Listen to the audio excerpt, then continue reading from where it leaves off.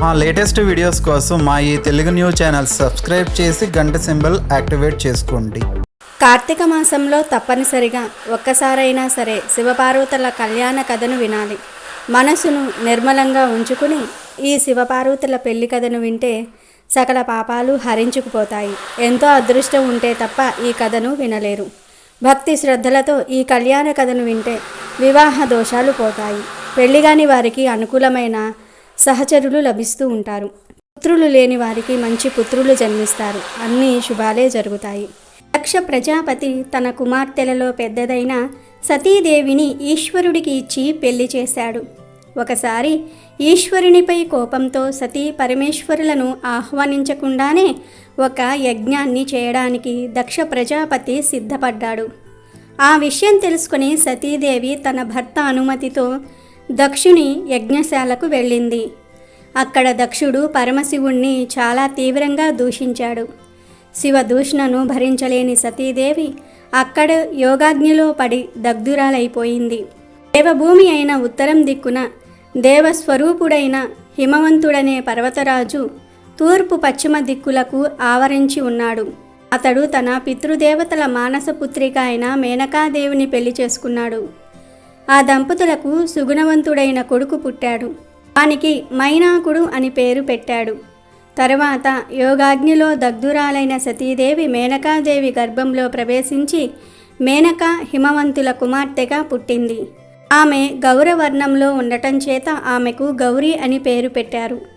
పర్వతరాజు పుత్రిక అయినందున ఆమెను జనులందరూ పార్వతి అని పిలిచారు.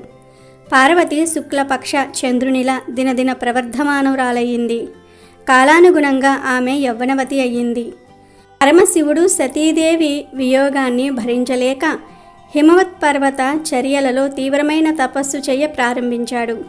ఆ విషయాన్ని తెలుసుకుని హిమవంతుడు పరివారంతో పాటుగా తన కుమార్తెను వెంటబెట్టుకుని ఈశ్వరుడు తపస్సు చేసే ప్రదేశానికి వెళ్ళి ఆయనకు పరిచర్యలు చేయమని స్వయంగా తన కుమార్తె అయిన పార్వతీదేవిని నియమించాడు. పార్వతీదేవి స్వయంగా భక్తితో పువ్వులు, సమిదలు, దర్భలు ఈశ్వరునకు సమకూర్చి పెడుతూ ఆయన తపస్సుకు భంగం కలగకుండా పరిచర్య చేస్తున్నది. ఇంకొక వైపు తారకాసురుడు పెడుతున్న బాధలను భరించలేక దేవతలందరూ దేవేంద్రునితో కలిసి బ్రహ్మదేవుని దగ్గరకు వెళ్ళారు. అప్పుడు బ్రహ్మ ప్రత్యక్షమే దీనంగా ఉన్న దేవతలను చూశాడు. అప్పుడు దేవతలందరూ బ్రహ్మను గొప్పగా స్తుతించారు. వాళ్ల ముఖాలు కాంతి విహీనములై ఉండడానికి కారణాన్ని అడిగాడు బ్రహ్మ. దానికి దేవతలు తారకాసురుని వలన తాము పడుతున్న బాధలను వివరించి వాణ్ణి సంహరించమని ప్రార్థించారు.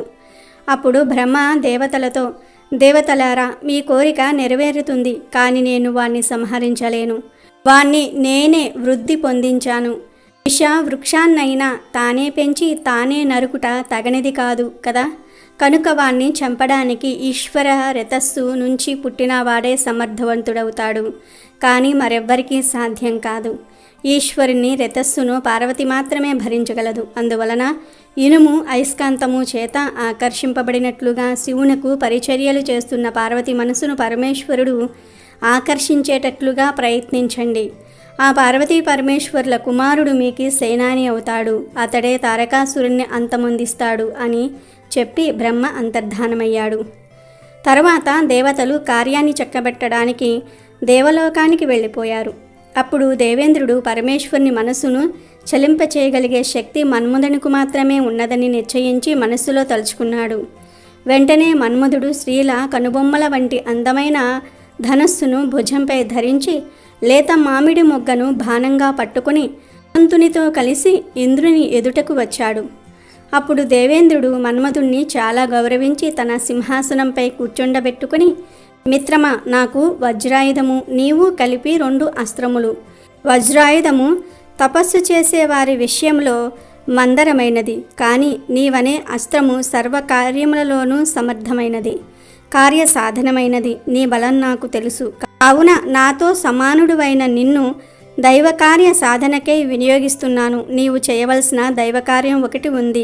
తపస్సులో నిమగ్నుడై ఉన్న పరమేశ్వరుని పార్వతి సేవిస్తున్నది. దేవతలను మిక్కిలిగా బాధించే తారకాసురుణ్ణి చంపగల శక్తి ఈశ్వర రథస్సు నుంచి పుట్టినవానికే ఉన్నది. అందువలన ఈశ్వరుని మనసు పార్వతిని ఆకర్షించినట్లుగా నీ బాణాన్ని ప్రయోగించు. ఈ పనిలో నీకు వసంతుడు సహాయపడతాడు. ఈ పని పార్వతీదేవి వలన కావలసిందే అయినప్పటికీ, బీజమే అంకురమునకు కారణమైనప్పటికీ ఉత్పత్తి కంటే ముందు నీరు ప్రధానమవుతున్నది. నీవి పనికి ప్రధానుడవు.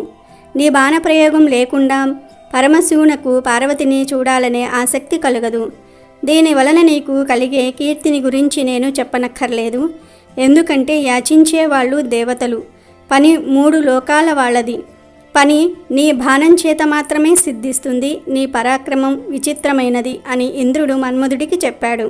దేవేంద్రుని ఆజ్ఞ పూర్వకములైన మాటలను విని మన్మధుడు తన భార్య అయిన రతీదేవి స్నేహితుడైన వసంతునితో కలిసి శివుని తపోభూమికి వెళ్ళాడు.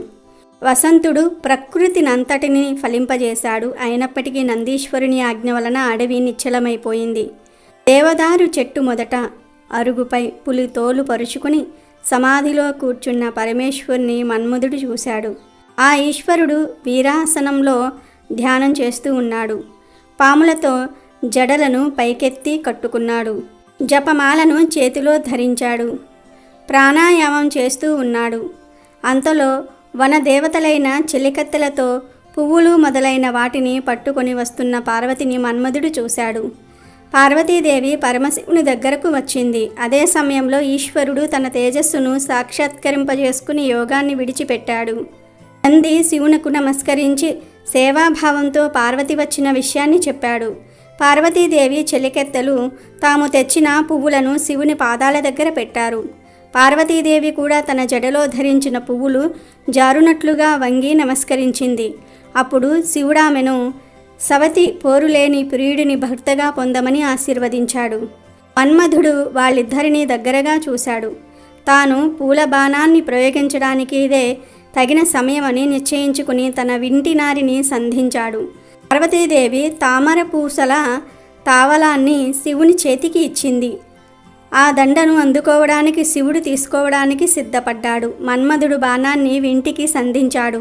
అతడు బాణాన్ని ప్రయోగించే లోపులోనే శివునిలో కొంచెం ధైర్యం తగ్గి తన 3 కళ్ళతోనూ ఎర్రని పెదవి గల పార్వతీ ముఖాన్ని చూశాడు.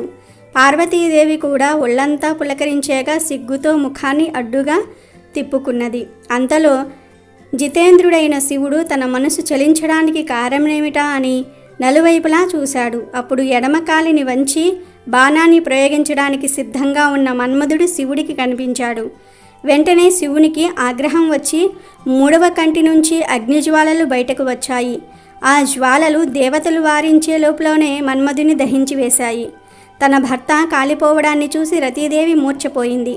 ఇక శివుడు తన తపస్సునకు అడ్డుపడిన పార్వతి నుంచి దూరంగా వెళ్ళిపోవాలని ప్రథమ ఘనాలతో పాటుగా అంతర్ధానం చెందాడు. పార్వతి తనకు చెలికత్తెల ఎదుట అవమానం జరిగిందని భావించి తన తండ్రి ఇంటికి వెళ్ళిపోయింది. తన కళ్ళ ఎదుటనే మన్మధుడి కాలిపోవటం చూసిన పార్వతి శివునిచే తన కోరిక నెరవేరపోవడాన్ని తలుచుకొని తన రూపాన్ని తానే నిందించుకున్నది. ప్రియుడు గుర్తించని అందము వ్యర్థమైనది కదా అని నిరాశపడింది. ఏ విధమైన దోషం లేని అందమైన శరీరాన్ని పొందడానికి తపస్సు చేయాలని నిశ్చయించుకున్నది. సగము శరీరాన్నిచ్చే భర్తను పొందడానికి తపస్సును మాత్రమే సాధనమని అనుకున్నది. తన కూతురి నిర్ణయాన్ని తెలుసుకున్న మీనాదేవి ఉమా అని పలికింది. అంటే తల్లి వద్దు అని అర్థం. అందుచేతనే పార్వతిని ఉమాదేవి అని కూడా పిలుస్తారు. మేనక కూతురితో, తల్లి దిరిసెన పువ్వు వలె అతి కోమలమైన నీ శరీరం రాతి వంటి మిక్కిలి కఠినమైన తపస్సును భరించలేదు అని చెప్పింది. కానీ స్థిరమైన నిశ్చయం కలిగిన పార్వతీదేవి మనస్సును మేనక మరలించకపోయింది. తర్వాత నిశ్చల చిత్తురాలైన పార్వతి తండ్రి హిమవంతుని తన కోరిక నెరవేరే వరకు తాను తపస్సు చేసుకోవడానికి అనుమతినిమ్మని చెలికెత్తె చేత అడిగించింది. హిమవంతుడు తన కుమార్తె పట్టుదలకు సంతోషించి ఆమె తపస్సు చేయడానికి అంగీకరిస్తూ ఒక విశాలమైన శిఖరం మీద ఆమె తపస్సు చేయడానికి తగిన ఏర్పాట్లను చేయించాడు. అప్పుడు పార్వతీదేవి తపస్సు చేసిన శిఖరమే నేడు గౌరీ శిఖరంగా పేరును పొందింది. పార్వతి తపస్సు ప్రారంభించడానికి ముందు తన అలంకారాలన్నింటినీ కూడా విడిచిపెట్టేసింది. సూర్యకాంతి గల నారచీరను కట్టుకున్నది. ఆమె ముఖం తలదువ్వి పువ్వులతో అలంకరించినప్పుడంతా అందంగా ఉండేదో తపస్వినిగా జడలు కట్టినప్పుడు కూడా అంతే అందంగా ప్రకాశిస్తున్నది. తపో నియమాన్ని అనుసరించి పార్వతి ముంజ త్రాటిని 3 పేటలుగా ధరించింది. దాని చేత ఆమె కంటి భాగం కందిపోయి ఎర్రగా అయ్యింది. ఆ దేవి పెదవులకు లొత్తుక పూసుకోవడానికి, ఒంటికి మంచి గంధాన్ని పూసుకోవడానికి ఉపయోగించే చేతులు ఇప్పుడు దర్భలను కొయ్యడానికి, జపమాలను తిప్పడానికి ఉపయోగిస్తున్నది. శ్రేష్టమైన మెత్తని పక్కపై పడుకునే పార్వతి తన చేతినే దిండుగా చేసుకుని రాతిపై పడుకుంటున్నది. పార్వతి తన కోమలమైన శరీరాన్ని లెక్కచేయక కఠినమైన తపస్సుకు సిద్ధపడింది. ఆ దేవి గ్రీష్మకాలంలో 4 దిక్కులలోనూ తన అగ్నులతో పాటుగా 5వ అగ్నిగా సూర్యుని తేజస్సు చేత వెలుగుతూ పంచాగ్ని తపస్సు చేసింది. ఆ విధంగా తప్పించబడిన పార్వతి ఆయాచిత్తంగా లభించిన నీళ్లను, చంద్రకిరణాలను మాత్రమే ఆహారంగా స్వీకరిస్తూ తపస్సు చేసింది. పంచాగ్ని మధ్యలో తపించిన ఆమె శరీరంపై తొలకరి జల్లులు పడటం చేత కొంత ఉపశమనం కలిగింది. మొదటి వర్షపు నీటి బిందువులు ముందుగా ఆమె కనురెప్పలపై పడి పెదవి మీదకు జారి క్రమంగా నాభిలోనికి ప్రవేశించింది. క్రమంగా జడివాన కురిసినప్పుడల్లా పార్వతి రాతి మీద పడుకోగా ఆమె తపస్సునకు సాక్ష్యముల వలె మెరుపులు మెరిశాయి. లోకంలో ఎండిపోయి రాలిన ఆకులను తినుట గొప్ప తపస్సు అని చెప్తారు. కానీ ఆ పార్వతి అలా ఎండి రాలిన ఆకులను కూడా తినకుండా తపస్సు చేయటం వలన ఆమెను పురాణమును తెలిసిన వాళ్ళు అపర్ణ అని పిలిచారు. అమరతూడు వలె మృదువైన ఆమె శరీరము ఈ విధంగా ఎండకు ఎండి వానలో తడిచి చలికి వణికి మహామునుల తపస్సులను అతిక్రమించింది.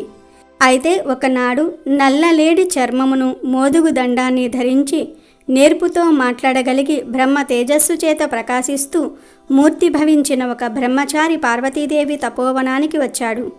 పార్వతీదేవి ఆయనకు ఎదురు వెళ్ళి గౌరవంగా సపర్యలను చేసి ఆశ్రమానికి తీసుకుని వచ్చింది.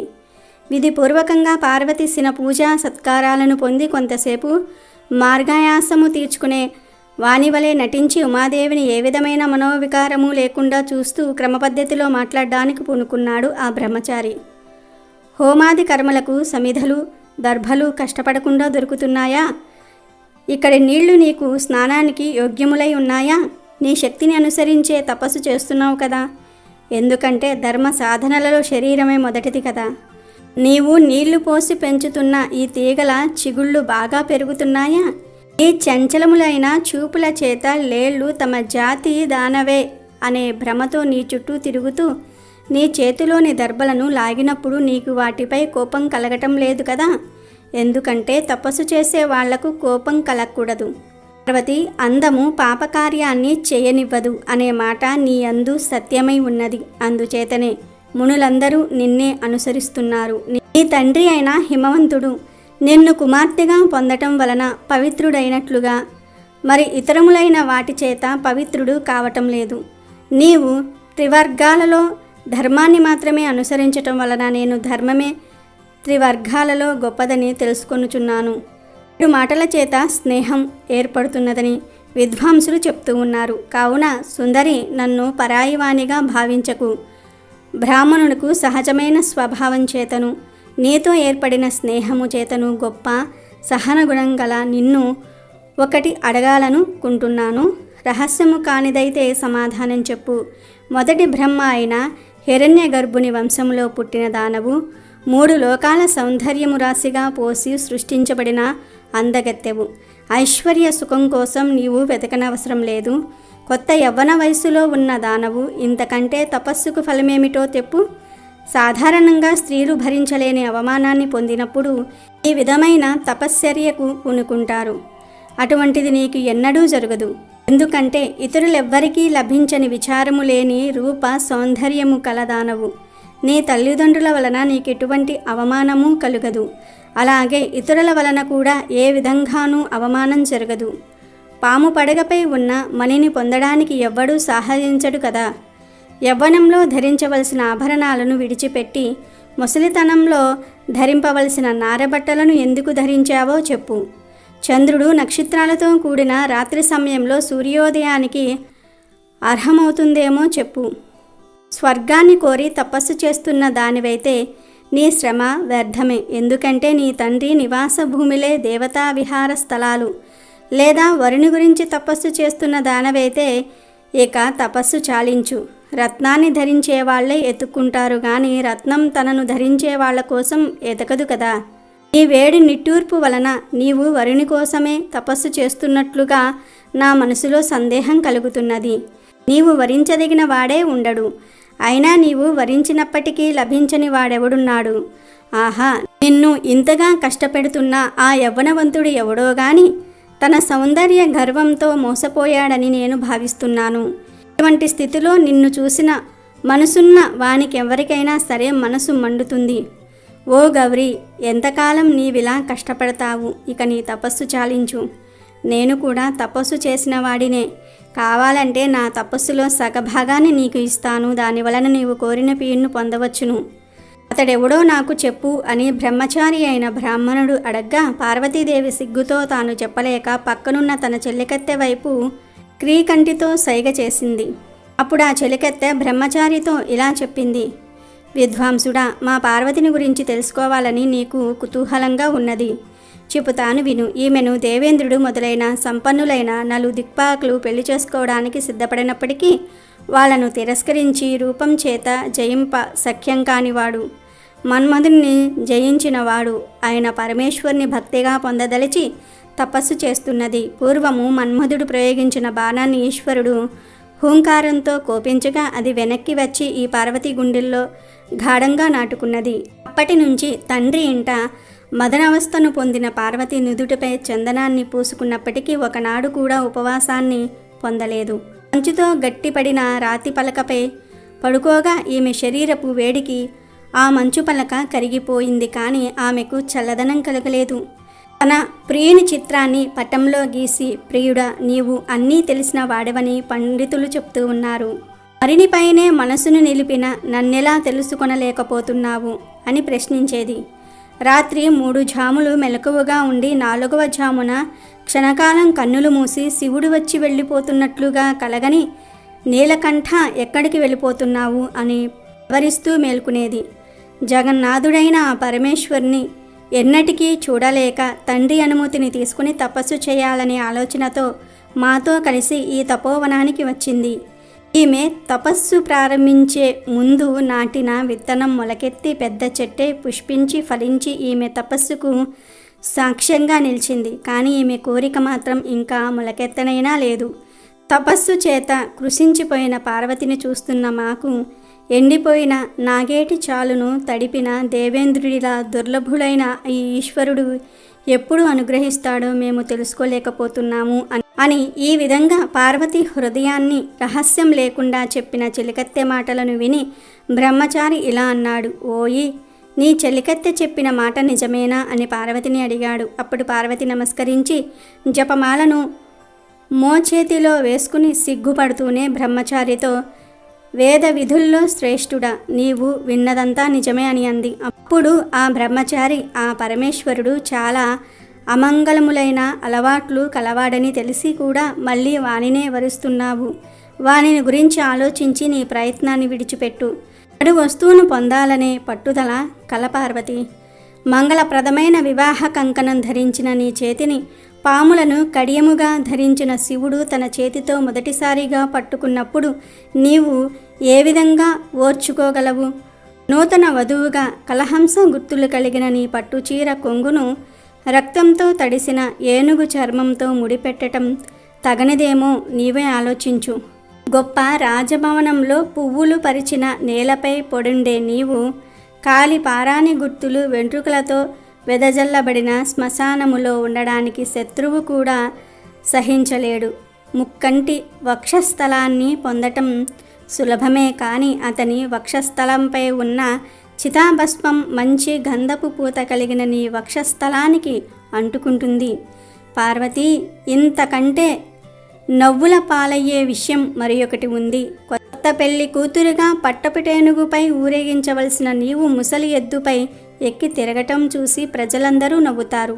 పార్వతి, శివునిలో వరుణకు ఉండవలసిన లక్షణాల్లో ఏ ఒక్కటైనా ఉన్నదేమో ఆలోచించు.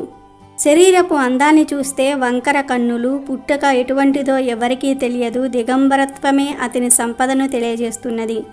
అందువలన ఈశ్వరుని పెళ్లి చేసుకోవాలనే ఆలోచనను విడిచిపెట్టు. నీకు ఈశ్వరుడికి సంయోగము తగినది కాదు.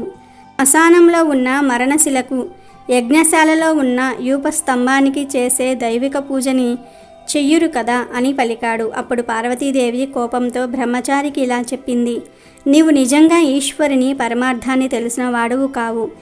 అందుచేతనే నాతో ఈ విధంగా మాట్లాడావు. లోక సామాన్యము కాని కారణం ఊహింపలేని మహాత్ములను గురించి అవివేకులు ఈ విధంగానే ద్వేషిస్తూ ఉంటారు. ఆపదలకు ప్రతీకారంగా కానీ, సంపదలను కోరుకున్నవారు కానీ మంచి గంధం మొదలైన సుగంధ ద్రవ్యాలను, అలంకారాలను స్వీకరిస్తారు. ఈ విధమైన కోరికలు లేని ఈశ్వరునకు వీటితో పని లేదు. ఈశ్వరుడు దరిద్రుడైనప్పటికీ సంపదలన్నిటికీ కారణమవుతాడు. శ్మశాన నివాసి అయినప్పటికీ 3 లోకాలకు అధిపతి అవుతున్నాడు. భయంకర రూపం కలిగినప్పటికీ శివుడు సౌమ్యుడు అని చెప్తున్నారు. శివుని నిజతత్వాన్ని ఎవ్వరూ ఎరుగరు. శివుడు ఆభరణాలు ధరిస్తాడు, పాములను ధరిస్తాడు, ఏనుగు చర్మాన్ని ధరిస్తాడు, పట్టు బట్టను ధరిస్తాడు, పుర్యను పట్టుకుంటాడు, బాలచంద్రుణ్ణి ధరిస్తాడు. విశ్వమూర్తి అయిన శివుని శరీరము ఇలా ఉంటుందని నిర్ధారణ చేయలేనిది. శివుని శరీర స్పర్శ చేత చితాభస్మం పరిశుద్ధిని కలిగిస్తుంది. కావుననే ఆయన తాండవం చేస్తున్నప్పుడు రాలిన భస్మాన్ని తలపై ధరించడానికి దేవతలు తన కిరీటాలకు పూనుకున్నారు. మదపు టేనుగుపై ఊరేగుతూ వచ్చే దేవేంద్రుడు ఎద్దుపై ఎక్కి వచ్చే శివుణ్ణి చూసి ఏనుగు దిగి శివుని పాదాలకు తన శిరస్సుతో నమస్కరిస్తాడు. పోయి బ్రాహ్మణుడ, నష్ట స్వభావం చేత శివునిలో అన్ని దోషాలనే చెప్పబోయి ఒక్కటి మాత్రం నిజమే చెప్పావు. స్వయంభువులైన బ్రహ్మ పుట్టుకకు కారకుడైన పరమశివుణ్ణి పుట్టుకను తెలిసి కొనటం ఎవరికీ సాధ్యం కాదు. నీతో వాదం చాలు. ఆ పరమశివుడు నీవు చెప్పినట్లే ఉండునుగాక. కానీ నా మనసు అతనిపైనే లగ్నమై ఉంది. స్వేచ్ఛగా సంచరించే వాళ్ళు ఇతరుల మాటలను వినరు. చెలులారా, ఇతడు ఇంకా ఏదో మాట్లాడడానికి వాని పెదవులను కదుపుతున్నాడు. మహాత్ములను దూషించిన వాళ్లే కాక ఆ దూషణలను విన్నవాళ్ళు కూడా పాపాత్ములే అవుతారు. వీనిని నివారించండి, లేదా నేనే ఇక్కడి నుంచి వెళ్ళిపోతాను అని చెప్పి పార్వతి అక్కడి నుంచి లేచినప్పుడు ఆమె పైట జారింది. అప్పుడు ఈశ్వరుడు నిజరూపంతో ఆమె పైట కొంగును పట్టుకున్నాడు. ఆమె వెనక్కి తిరిగి చూసి ఒళ్ళంతా చెమటతో తడవగా వణుకుతున్నదై ముందుకు వెళ్ళడానికి ఎత్తిన కాలిని ఎత్తినట్లే ఉంది. ప్రవాహానికి కొండ అడ్డుపడిన నదిలా పర్వతపుత్రిక ముందుకు వెళ్ళలేక అక్కడ నిలవలేక బొమ్మలా ఉండిపోయింది. అప్పుడు ఈశ్వరుడు, సుందరాంగి, నీ తపస్సుతో నన్ను ఆకట్టుకున్నావు. నేటి నుంచి నేను నీ పాద సేవకుడను అని చెప్పాడు. ఆ మాటలను విని పార్వతి తాను తపస్సు వలన పొందిన కష్టాన్ని మర్చిపోయింది. తన తండ్రి కన్యాదానం చేయగా తనను భార్యగా స్వీకరింపమని పార్వతి తన చెలికత్తె చేత శివునికి చెప్పించింది. పార్వతి మాటలకు శివుడు అంగీకరించి సప్త మహర్షులను స్మరించాడు. తపస్సు చేత తేజవంతులైన సప్త మహర్షులు అరుంధతీదేవితో కలిసి నలువైపులా ప్రకాశింపజేస్తూ శివుని దగ్గరకు వచ్చారు. శివుడు ఆ మహర్షులందరినీ సమాన భావనతోనే గౌరవించాడు. పరమశివునకు అరుంధతిని చూడగానే తాను కూడా భార్యను పొందాలనే కోరిక ఎక్కువైంది. పతివ్రతలైన భార్యలే ధర్మ సాధనకు మూలమైన వాళ్ళు. శివునికి భార్యను పొందాలనే కోరిక కలగగా మన్మధునికి ఉపశమనం కలిగింది. సాంగముగా 4 వేదాలను అధ్యయనం చేసిన మహర్షులు సంతోషంతో జగద్గురువైన పరమశివునితో ఇలా చెప్పారు: మేము వేదాలను నియమపూర్వకంగా అభ్యసించినందుకు, ప్రకారంగా హోమం చేసినందుకు, మేము చేసిన తపస్సునకు నేడు మాకు ఫలితం సిద్ధించింది. జగత్ ప్రభువైన నీవు మమ్మల్ని స్మరించటం వలన మా కోరిక సిద్ధించింది. నిన్ను మనసులో కలిగిన వాడే పూజ్యుడైనప్పుడు నీ మనసులో ఉన్న వాళ్ళు పూజ్యుల్లో శ్రేష్ఠులవుతారు. ముందే మేము సూర్యచంద్రుల కంటే ఉన్నతమైన స్థానాన్ని పొంది ఉన్నాము. ఇప్పుడు నీవు మమ్మల్ని స్మరించటం వలన ఇంకా ఉన్నతమైన స్థానాన్ని పొందిన వాళ్ళమయ్యాము. గొప్పవారి ఆదరణము, తమ గుణాలలో విశ్వాసము కలిగి ఉండట చేత మేము నీచే గౌరవాన్ని పొంది మేము గొప్పవాళ్లముగా భావించుకుంటున్నాము. నీవు మమ్మల్ని స్మరించినందువలన వచ్చిన సంతోషాన్ని నీకు చెప్పము. రూపాక్ష, అంతర్యామివైన నీకు మేము ఏమి చెప్పగలము? నిన్ను మేము స్వయంగా చూస్తున్నప్పటికీ నీ యథార్థతత్వాన్ని మేము గ్రహింపలేము. బద్ధులకు అతీతుడవైన నీ ఆత్మస్వరూపాన్ని మాకు చెప్పు. సృష్టి స్థితి సంహారాలలో ఈ రూపం దేనికి సంబంధించినది? సరే, నీ స్వరూప విషయాన్ని అలా ఉంచు ప్రభు, నీవు స్మరించగా వచ్చిన మేము చేయదగిన కార్యాన్ని ఆదేశించండి అని ప్రార్థించారు. అప్పుడు ఈశ్వరుడు ఇలా చెప్పాడు, ఓ మహర్షులారా, ఏ విధమైన కార్యమునైనను నేను నా స్వార్థము కోసము చెయ్యనని మీరెరుగుదురు. నేను 8 మూర్తులతో ఈ స్వరూపాన్ని పొందానని మీకు తెలిసినదే కదా. అటువంటి నేను వర్షం కోసం దేవేంద్రుని ప్రార్థించిన చాతక పక్షిల దేవతలు తమ శత్రువైన తారకాసురుని సంహరించడానికి సంతానాన్ని పొందమని నన్ను ప్రార్థించారు. అందువలన పార్వతీదేవి యందు నేను పుత్ర సంతానాన్ని పొందాలనుకుంటున్నాను. మీరు హిమవంతుని దగ్గరకు వెళ్ళి నాకు పార్వతినిచ్చి పెళ్లి చేయవలసినదిగా కోరండి. పెద్దలు కుదిర్చిన సంబంధములకు విరోధములుండవు. మహోన్నతుడు, స్థిరమైన వాడు, భూభారాన్ని వహిస్తున్న హిమవంతుడు చాలా పూజనీయుడు. వానితో సంబంధము నాకు శ్రేష్టమైనది. లోకంలో ఋషులు చెప్పిన మాటలే ఆచారములవుతున్నాయి కాబట్టి హిమవంతునితో ఏ విధంగా మాట్లాడాలో మీకు నేను చెప్పనవసరం లేదు. పూజ్యురాలైన అరుంధతీదేవి కూడా అక్కడ కార్యాన్ని నిర్వహిస్తుంది. సాధారణంగా వివాహ విషయాలలో స్త్రీలే సమర్థులై ఉంటారు. అందువలన మీరు వెంటనే కార్యసిద్ధికై ఆ పురానికి వెళ్ళండి.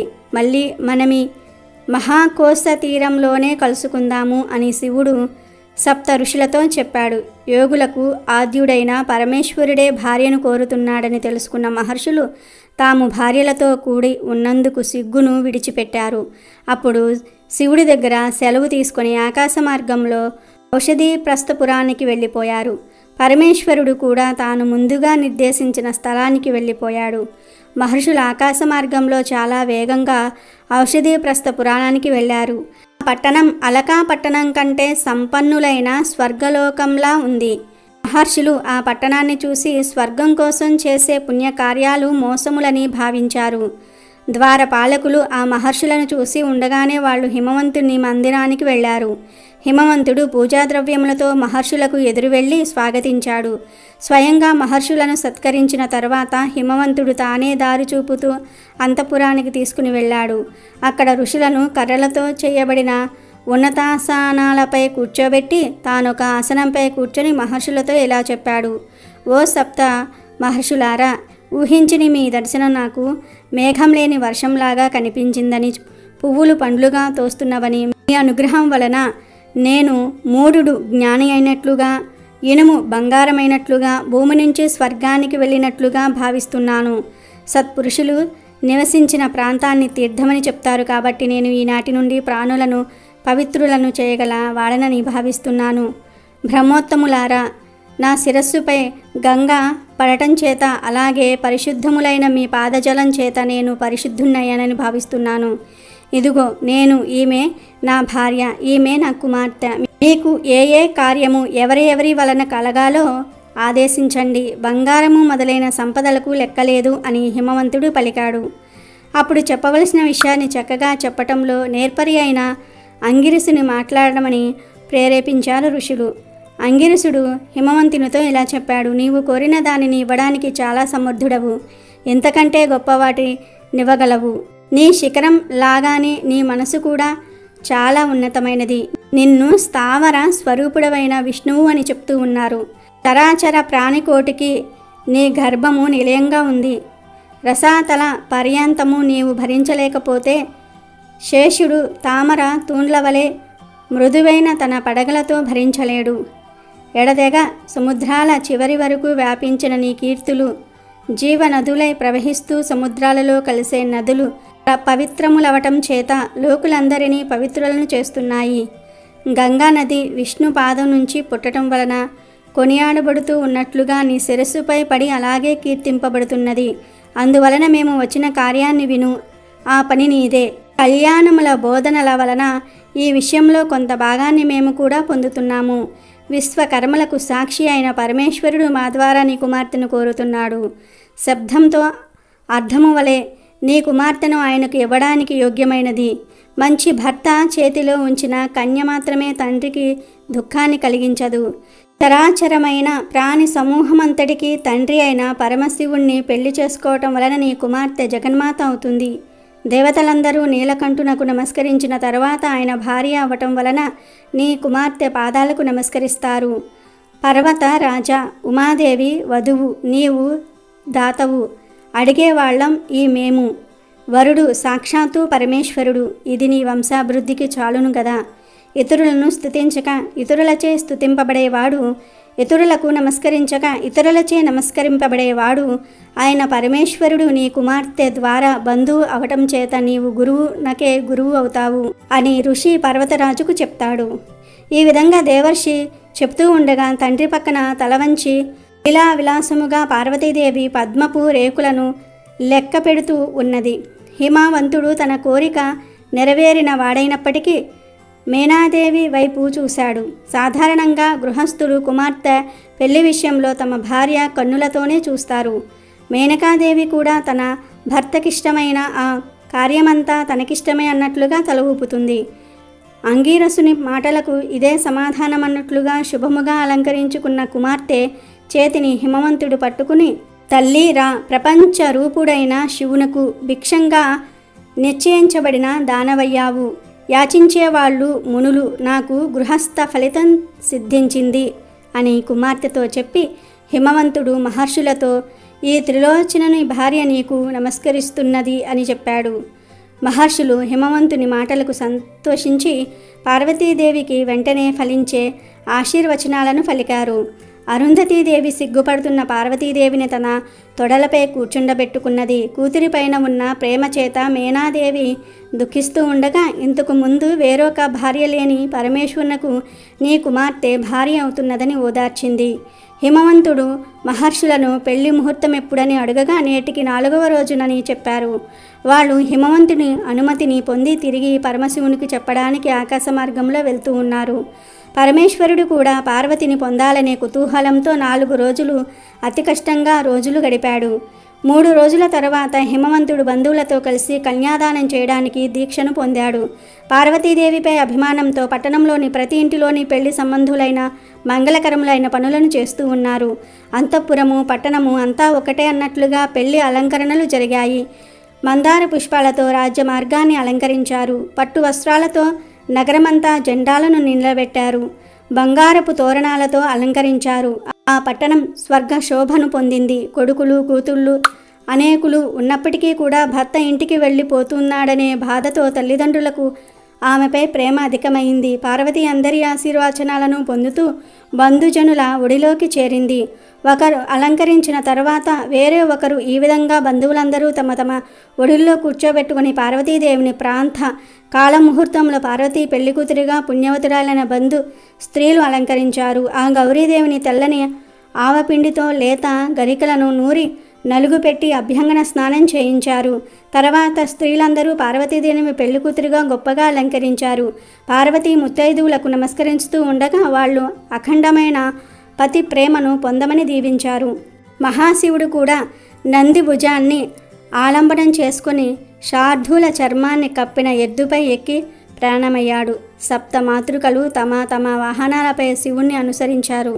తర్వాత ప్రథమగణాలు శూలాలను ధరించి మంగళ తూర్య నాదాలతో అనుసరించారు. శివునకు సూర్యుడు విశ్వకర్మ నిర్మించి ఇచ్చిన గొడుగునిచ్చారు. తర్వాత మొదటి బ్రహ్మ అయిన చతుర్ముఖుడు శ్రీవత్సలాంఛనుడివై విష్ణు సాక్షాత్తు ఆ మహాదేవుని సమీపానికి జయ శబ్దాలను చేస్తూ వచ్చారు. ఇంద్రాది లోకపాలకులు శుభ లక్షణాలైన వస్త్రాభరణాలను ధరించి వచ్చి శిశువును నమస్కరించారు. మహాదేవుడు వారినందరినీ యథారీతిగా గౌరవించాడు. వాళ్ళందరికంటే ముందుగా సప్తఋషులు నిలవగా చిరునవ్వుతో శివుడు ఈ వివాహ యజ్ఞానికి మీరు అధర్వులుగా ప్రవర్తించమని కోరాడు. అందరూ ఆకాశ మార్గంలో ఔషధి ప్రస్థపురానికి చేరుకున్నారు. హిమవంతుడు దేవతల రాకను తెలుసుకుని ఆనందంతో వస్త్రాలంకారాది సంపదల చేతను ఏనుగులతోనూ పరివారంగా ఎదురు వెళ్ళి సాదరంగా దేవతలందరికీ స్వాగతం పలికి విడిది గృహానికి తీసుకుని వెళ్ళాడు. దారిలో ఔషధి ప్రస్థపుర స్త్రీలు తమ పనులను విడిచి మెడలపై నుంచి కుతూహలంతో తమ పరమశివుని చూశారు. అక్కడ శివునకు పట్టు వస్త్రాలను ధరింపజేసి కొత్త వెన్నెలల చేత సముద్రుని వలె పార్వతీదేవి దగ్గరకు తీసుకుని వెళ్ళారు. హిమవంతుడు పార్వతిని తీసుకుని రాగా శివుడు ఆమె చేతిని స్వీకరించాడు. పార్వతీ పరమేశ్వరుల ప్రాణి గహన సమయంలో ఎదురుగా ఉత్తములైన కాంతి పుంజము ఆవిర్భవించింది. ఆ ఉమామహేశ్వరుల దాంపత్య శోభ వర్ణింప సఖ్యం కానిదై దంపతులు ఎత్తైన అగ్నిజ్వాలల చుట్టూ ప్రదక్షిణ చేశారు. పురోహితుని మాటను అనుసరించి ఆ దంపతులు 3 సార్లు ఆ అగ్నికి ప్రదక్షిణం చేశారు. వధువైన పార్వతిని బ్రాహ్మణులు ఆశీర్వదించారు. తల్లి, ఈ అగ్ని మీ వివాహ కర్మకు సాక్షి అయినది. నీ భర్త అయిన శివునితో కలిసి నిర్విచారముగా ధర్మాన్ని ఆచరించు అని దీవించారు. భవానీదేవి చెవులను విస్తరించి యజ్ఞకుల మాటలను శ్రద్ధగా విన్నది. తర్వాత ధ్రువ నక్షత్రాన్ని చూడమని చెప్పగా సిగ్గుతో తల ఎత్తి చూసింది.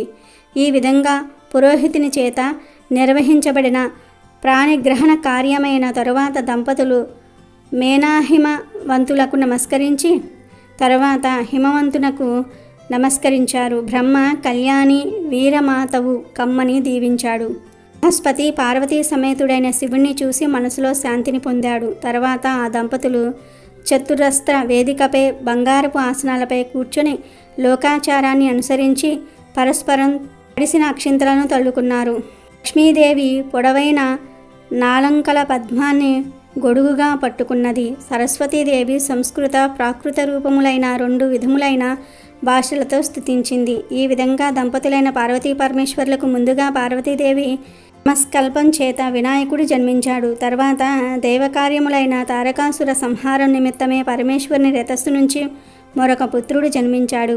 వానికే సుబ్రహ్మణ్యేశ్వర స్వామి అని, కార్తికేయుడని, షణ్ముఖ పుత్రుడని వివిధములైన పేర్లున్నాయి. అతడు తారకాసురుని సంహరించాడు. ఈ విధమైన పవిత్రమైన పార్వతీ కళ్యాణాన్ని భక్తితో చదివిన వాళ్లకు, విన్న వాళ్లకు అనేక శుభాలు కలుగుతాయి. పుత్రులు లేని వాళ్లకు సుగుణవంతులైన పుత్రులు జన్మిస్తారు. పెళ్లిగాని స్త్రీ పురుషులకు అన్యోన్యమైన అనుకూలమైన సహచరులు లభిస్తారు.